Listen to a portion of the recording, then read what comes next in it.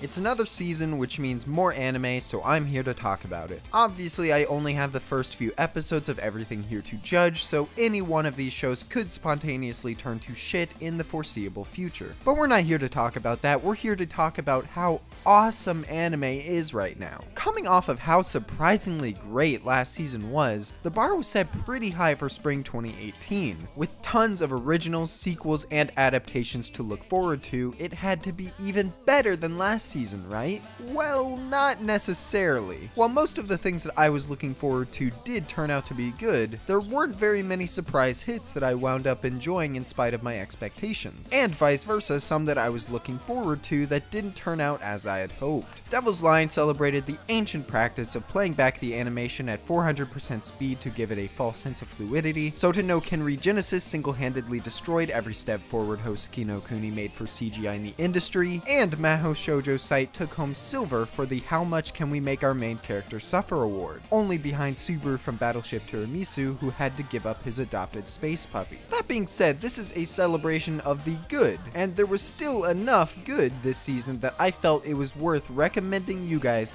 my top 5 for the spring. But before we get into that, let's talk honorable mentions.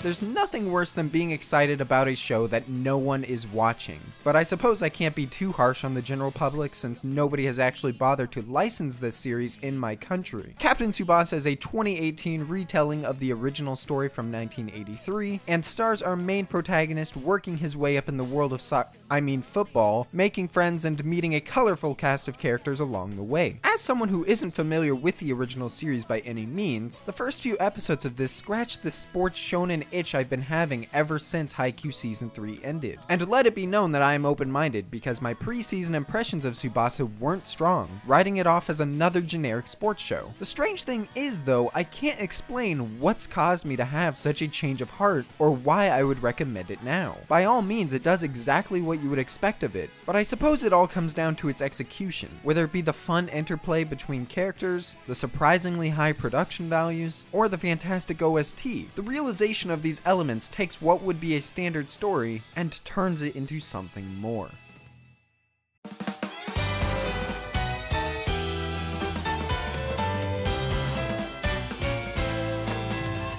I only had room for one rom-com in my prestigious honorable mentions of spring, and it was either going to this or Tadakoi. I guess you could say that mentioning them both here kind of defeats the purpose of that, but fuck you. Wotaku ni Koi wa Muzukashii follows the everyman, or woman in this case, a secret otaku who is ashamed and only willing to express herself around the people she's comfortable with. Now, I know what you're thinking. Right from the jump, this sounds like a cringy and trite way to capitalize on the otaku viewership who can look at the screen and go, I'm a loser too, this show is so relatable. But unlike something like Real Girl, also airing this season, it doesn't use this concept to look down on the characters or make them out to be a cartoonishly overplayed stereotype. Nor does it ever really feel like it's pandering to any crowd at all. Instead, it uses this concept as a genuine way to explore socially awkward people becoming closer to one another. Just this first episode alone had more heart and entertainment than a lot of the other shows that I've watched this season. And shout out to the series for subverting my expectations with a certain plot development that I will not spoil here. If you needed one romantic comedy to watch this season, this would easily be my recommendation.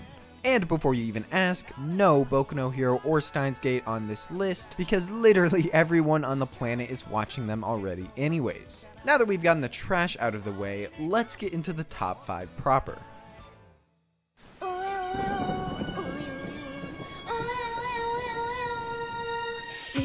From this season, I can pinpoint 2 prominent shows that I feel were specifically made and marketed towards children. Gegege no Kitaro and Tokyo Ghoul Re. Kidding, I'm kidding. No, but for real, the other I would say is the series adaptation of Professor Layton, or his daughter, I guess. The comparison between these two shows helps illustrate what makes one succeed in my eyes and the other fail. And the closest example I can use is like comparing a Disney Junior show to a Cartoon Network show. The former former specifically targeting children and only children, while the latter having a more wide appeal. Gegege no Kitaro stars our main character Mana as she's roped into a reality filled with all manner of ghouls, ghosts, and probably any other type of yokai you could think of. What makes this show stand out is precisely what I decided to highlight at the beginning of this segment: its accessibility despite being a kids show. There's something incredibly cathartic about turning on an episode of Gegege and wondering what form of episodic hijinks the gang will get themselves into this time, mirroring exactly how I felt as a child watching shows on television such as What's New Scooby-Doo or Martin Mystery. The good shows like that still hold up well into your adult years, and I have a feeling that Gegege will follow suit for Japanese children who end up watching. Cap that off with excellent animation quality, an infectiously catchy opening, and Best Girl Neko Musume, bless you fan artists. This is one of the most fun weekly watches you can have this season.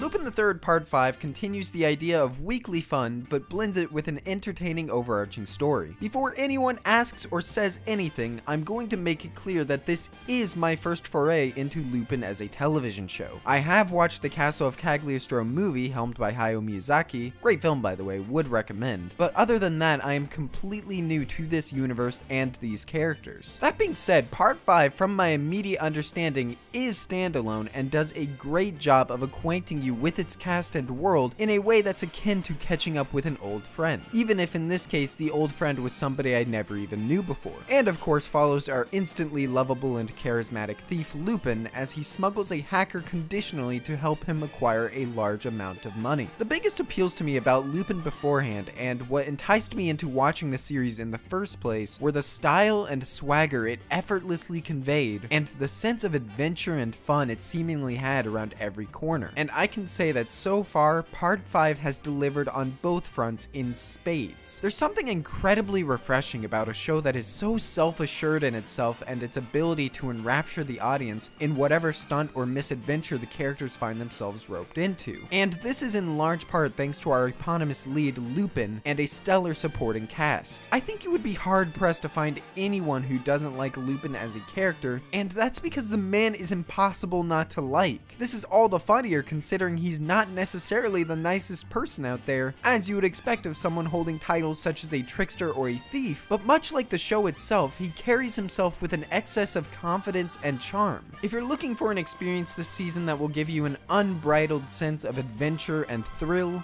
Lupin is as good as it gets.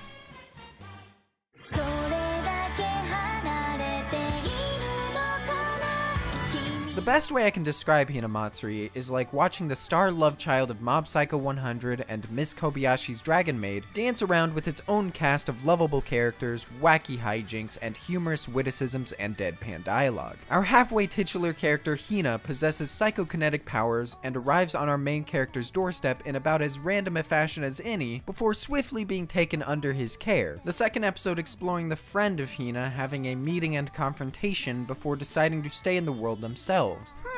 Doesn't take a high-powered microscope to see where the connections come from. But what really reminded me of the series I mentioned is in the tone and writing. Admittedly, this aspect of Hinamatsuri falls more on the Kobayashi side of the fence, with Hina almost exclusively reminding me of Kana, and the focus appearing to be on the day-to-day shenanigans that we see these people up to, which I happen to be a fan of as long as I like the characters and setting, which in this case, I do. The way Nita and Hina interact with each other displays a very dry and ironic sense of humor, something that I enjoy and makes their characters all the more entertaining and endearing for me. Above being the funniest show I've seen in quite some time, there appears to be a very Kobayashi-like approach to showing the father-daughter-like bond forming between these characters, and has led to some very heartwarming moments. If they continue blending the comedy and wholesome character building this well for its entire run, this will definitely be making it into my favorite shows of this season by the end.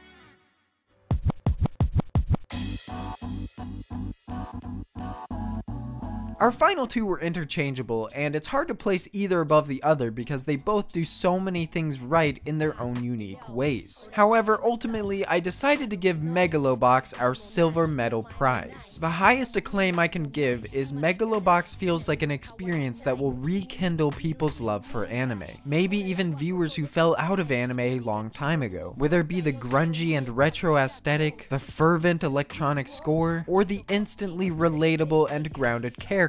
These are elements that will add to the universal appeal of the series, and even more so if or when the show receives a dub, and God willing, broadcasts onto Nami/Adult Swim that will only expand its reach and presence in the world of entertainment. Megalo Box stars our main protagonist JD as he participates in fixed boxing matches, seemingly stuck in an endless cycle of humbling himself to both challengers and his trainer Nambu, all for the sake of making quick cash to continue living his life day to day. As you'd expect, he's sick of it all and wants to aim higher, when a chance meeting on a bridge leads to him finally gaining the push and motivation that he needs to drop the life that he had led before. Created as a 50th anniversary spin-off project to the revered Ashita no Joe series, Megalo Box has made no effort to hide its roots or goal. It is an underdog story through and through, and has followed the plot threads expected of it beat for beat as of the time of this recording. What sets it apart is in its execution, the way that it tells the story, and the way things are presented. Even if I know what's going to happen, it doesn't hinder my excitement wondering what amazing song they'll use next, or how the writing will be accentuated to create even more satisfying homages and moments. Megalo Box is a treasure, and the kind of instant classic that doesn't come around often. Don't miss it.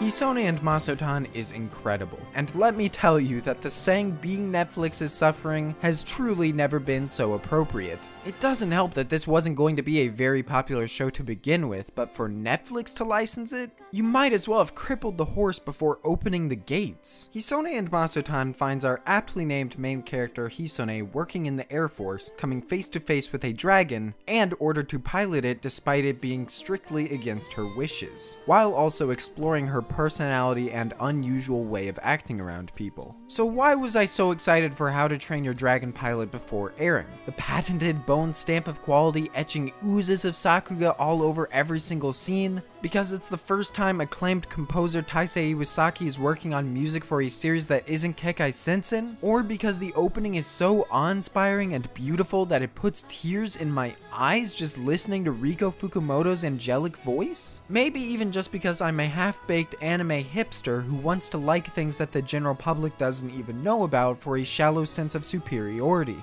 The answer is yes, but above all, what genuinely stood out to me from the beginning and what continues to consume my thoughts for this show is just how different it is. Creative is a term that gets thrown around with reckless abandon, but there's no other word I can use than it to describe this series. The ideas and methods of storytelling it explores, and the way that it writes its characters. I suppose another term I could use is batshit insane, because trying to absorb every word that comes out of Hisone's mouth is like trying to analyze the individual frames of Devil's Line's action in real time. But there's a charm and appeal to how fast-paced everything is. The show isn't waiting for you to keep up because it already has places to go, sights to see. Ultimately, it's this creativity and ingenuity that boosted Hisone above Megalo Box. Because as spectacular as Megalo is, I know where it's going. I know the plot threads it will follow and where it will likely end in the future. On the flip side of that coin is Hisone, a story with infinite potential and characters with limitless room for growth and development. What excites me about Hisone is not only the prospect of the unknown, where the series will take me, but how we'll get there. There's a lot to gush about in this series, so much so that I have a separate video dedicated to it in the works right now, but at the moment, all I can say is give it a chance. Enter with an open mind. You're in for something magical.